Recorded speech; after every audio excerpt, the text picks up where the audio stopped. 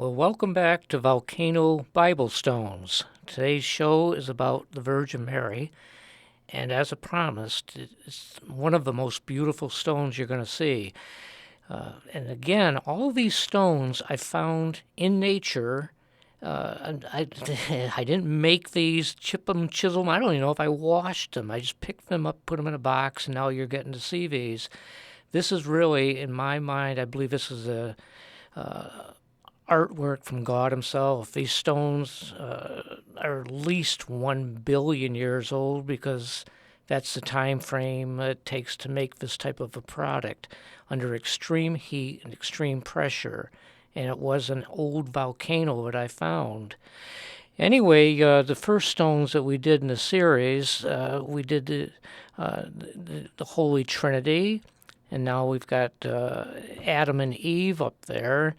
And it's kind of interesting. Adam and Eve, because I guess it's to represent us, is the only stone that really does not have a lot of glitter on it. It's very, very bland. I mean, you see a little bit here and there, but nothing like you're going to see with Mary. And the only stone that rivals Mary in total beauty is going to be her son, the Lamb of God.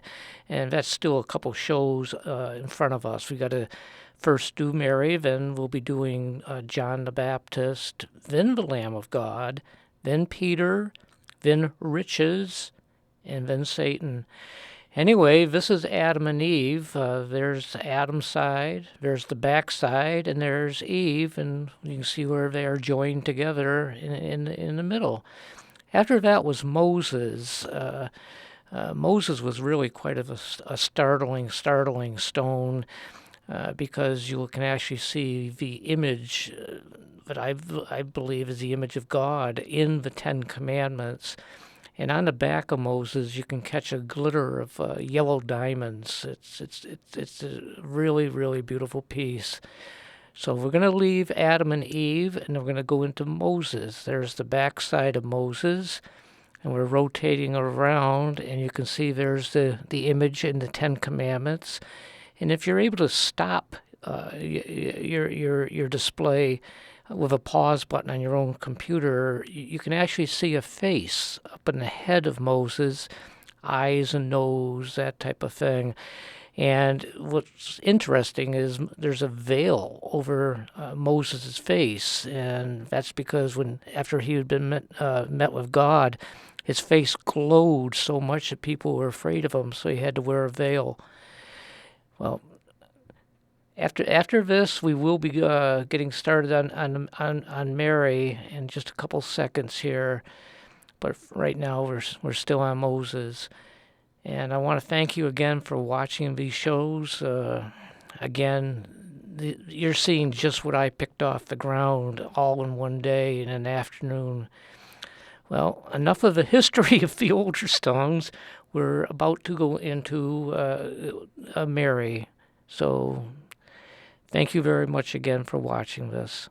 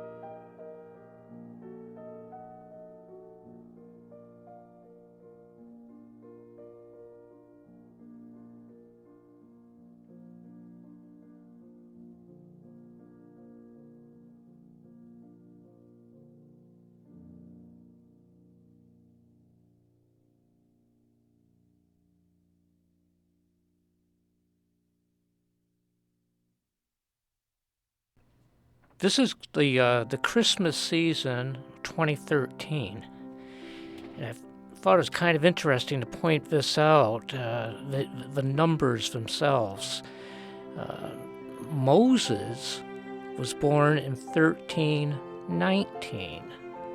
My mother was born on Christmas Day, 1913, and this is the Christmas season, 2013. So my mother passed away in 2010. If she was still alive, well, any way you look at it, she was born 100 years ago on Christmas Day. It's kind of an interesting thing.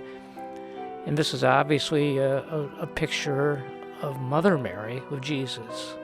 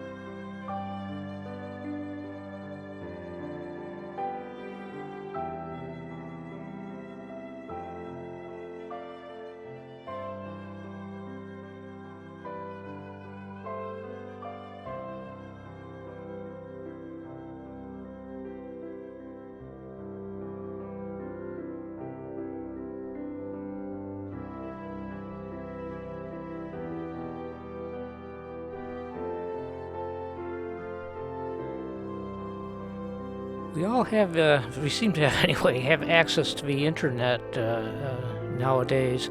And very, very interesting, if you type in Virgin Mary apparitions, you'll see that she has made appearances all around the world.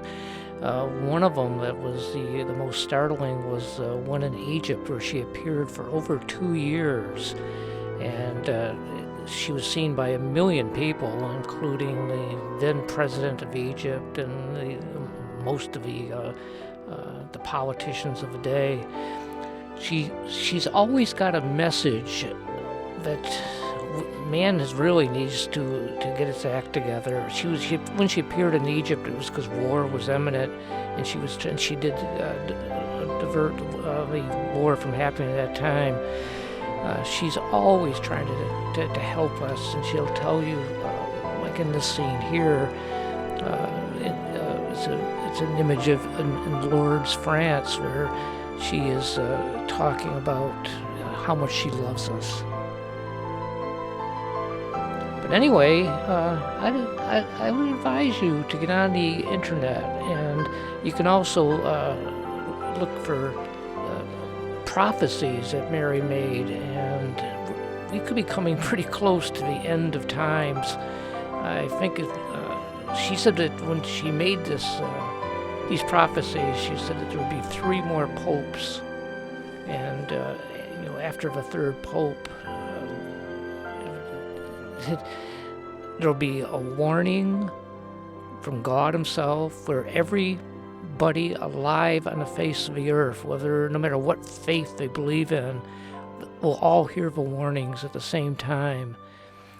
Then there will be miracles, and then there will be I can't remember the dang word, but the clarification. But it's like the end of time. But anyway, if you get on the internet and just do Virgin Mary, you'll find all of this stuff. Well, I decided to go back and show you the original lineup of all these stones. And so far, if we look to the left, the one farthest to the left was the first one we did. That was the Holy Trinity. And I know they don't look like much here because you're looking at the back side of everything. They have to be obviously be rotated and shown. And so the Holy Trinity was on the far left. The next one was the Adam and Eve stone, then Moses, and we just did Mary, which is the fourth one over. The next one will be John the Baptist, Lamb of God, Peter, riches, and a stone that I haven't shown you at all. It's in that little box there. It will be Satan. So again, I want to thank you very much for watching the Volcano Bible stones. And I can't stress it enough. These are not a man-made product. They're not chiseled. They're not idol worshiping. It's nothing like that. They're just something that I found as a gift from God to take and show them to you. At Mass this last week, the priest was explaining that any gift, a gift from God, is not a gift until you find a way to share it. And I guess that's what got me going to begin with, is sharing with other people. And I hope that I hope everybody enjoyed the show. Thank you again.